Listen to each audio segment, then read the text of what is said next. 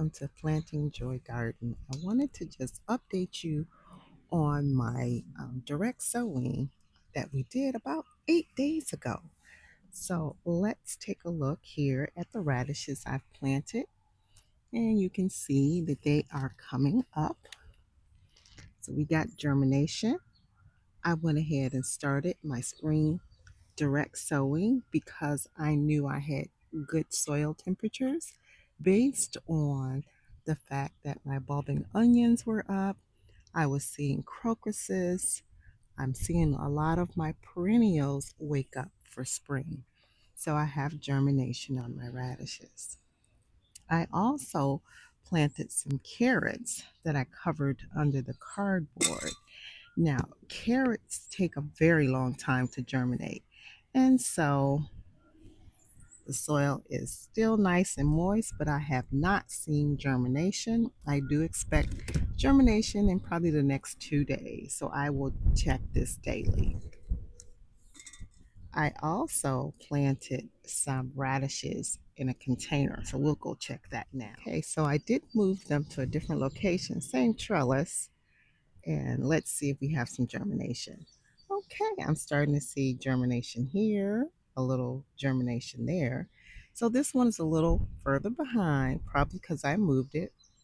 But we have germination, which is one. Oh, there's more. I guess my eyes just can't behold these tiny little spots, but we've got germination. Now let's go check on the spinach.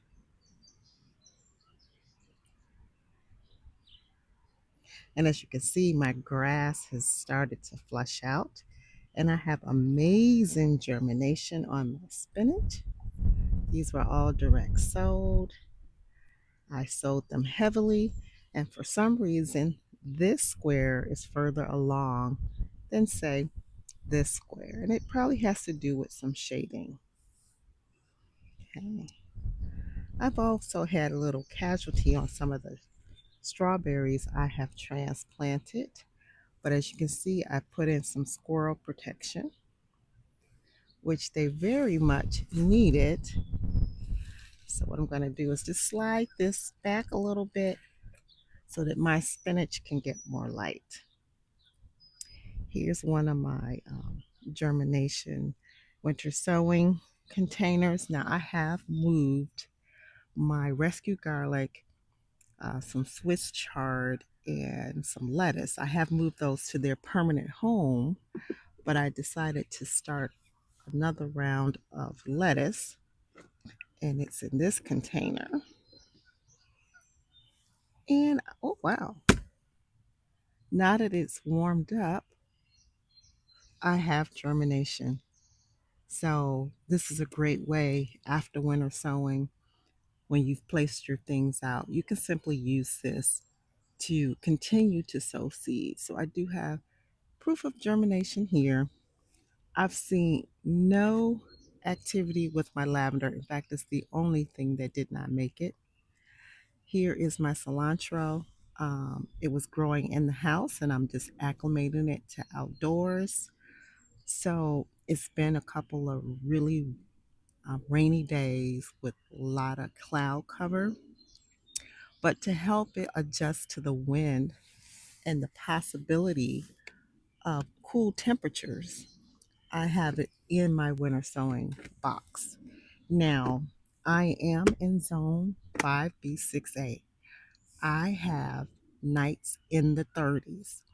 But what's happening, my daytime temperatures have consistently been 50 and surprisingly as high as 70. But my nighttime temperatures are usually mid 30s. So I feel comfortable placing that cilantro outside in the winter sowing container. Now, it is a cool weather herb. Cilantro, however, because I grew it inside, I don't think it can stand up to wind. So I'm providing humidity, moisture, which cilantro absolutely love, but I am protecting it from wind. Where I live, wind, chill, and wind is a serious issue. So even if your plants have totally acclimated to outdoors, the light, air movement, You can get nights with hard winds or wind chill that creates a feel like temperature, which can give your plants a hard time. So now here we are. Here are some of my winter sowed lettuces that I have moved to this home. So it's going to grow here. I know it's been out at 26 degrees in a winter soak container. So it can sit out and be quite okay. This one happens to be an arugula. Um, my garlic is coming up at its own pace. Of course, the ones on the top tend to grow a little taller. I did have some bunching onions from the grocery store that I replanted, and as you can see, they're already growing back in. So they've been okay with this temperature. My onions here in a chicken wire cage, and it just goes all the way around. I'm protecting them from squirrels. I have a serious squirrel problem, but I also noticed that the birds will go in and try to pull out the bunching onions. So I do have frost cover that I can put around here if I'm going to get a surprise frost.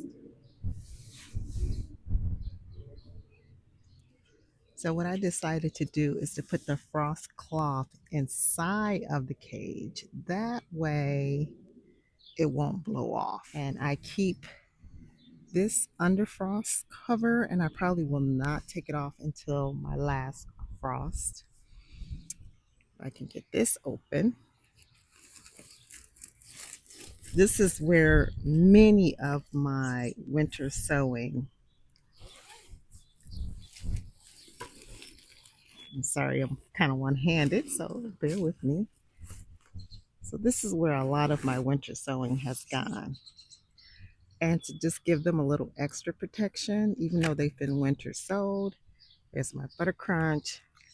I just have these shields that I got from Greenstock. I'm not sponsored. I just love that they invented this. It's just an extra way to grow outside. So I went from my winter sewing box to my Greenstock using these shields. So actually, they are under two layers of protection, and not all of them because I only bought 12. I wish I would have purchased enough to cover the whole Greenstock, but no worries, no concerns here. They, if it's 20 degrees tonight, they were winter sown and they're under double layer protection. So I feel confident that they'll be okay. Also, my strawberries are holding up pretty well here. And I think I have things like butter crunch. I have some Swiss chard in here. I even did some spinach. And so they're all in this container. I also have my sage that's coming back. I guess this is going to end up being a garden tour. I have my rosemary. It did beautifully all winter long. I was trying to pull it out of its protected areas.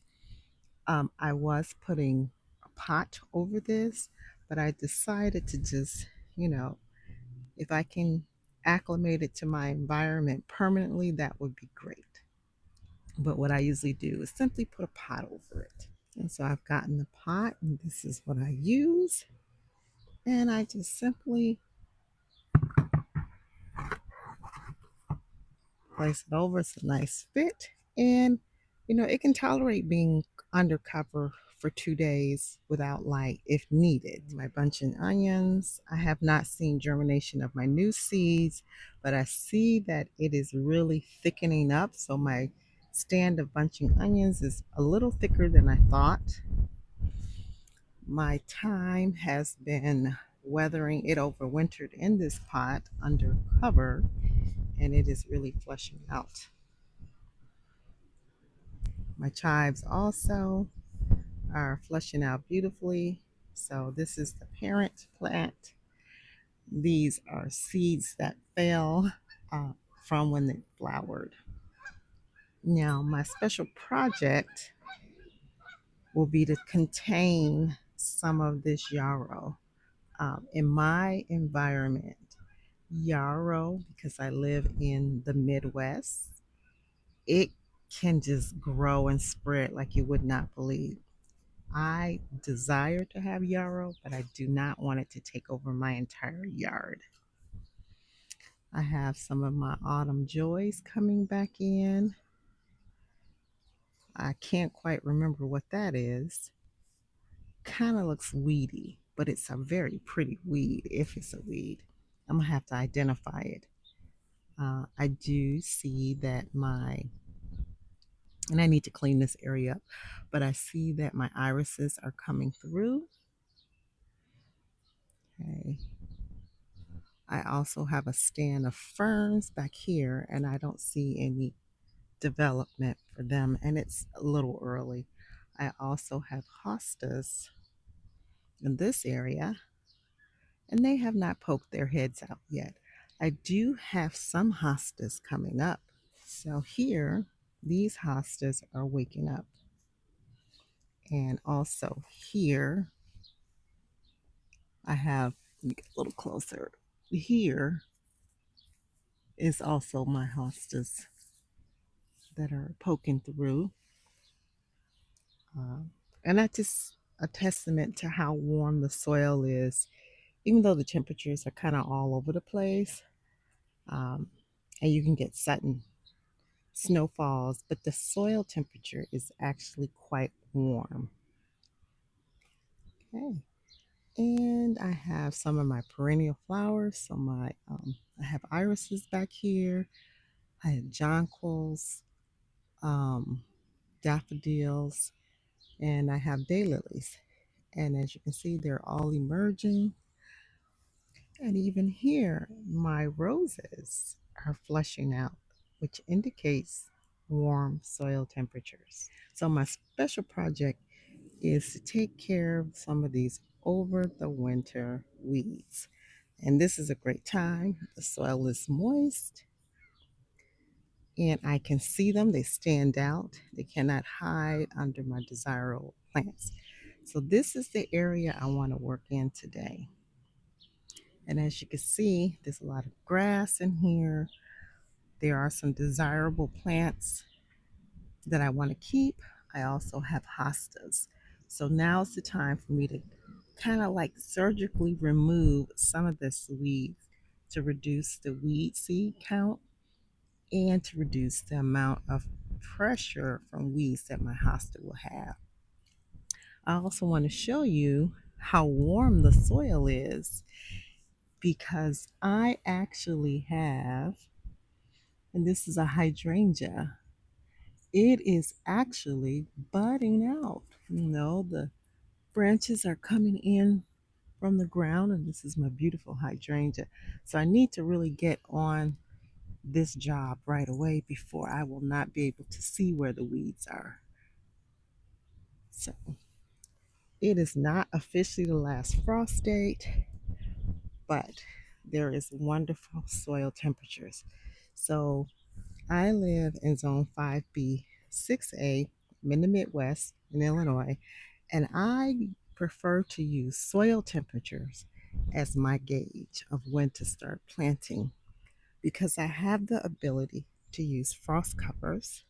I can use some kind of makeshift row cover, and I can provide wind shielding, as in the case of these bunching onions.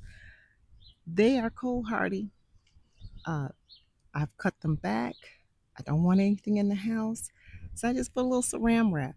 All I'm trying to do is I know that it can stand up to cold, cool soil temperatures. I'm just protecting it from wind and wind chill. So although I have not reached my last frost, I believe I have 4 more weeks. My official last frost date is April 30th. But my soil temperatures are letting me know that, hey, things are germinating and things are growing. So get out there. Don't forget to use row covers or containers to protect some of your young seedlings. Uh, Frost covers where you need it. Just make sure that you are direct sowing seeds that are cold hardy seeds and seedlings that can stand a frost. Here's an overview of my garden. So thank you for joining me in the garden. Seek the Lord while he may be found. Call on him while he is near.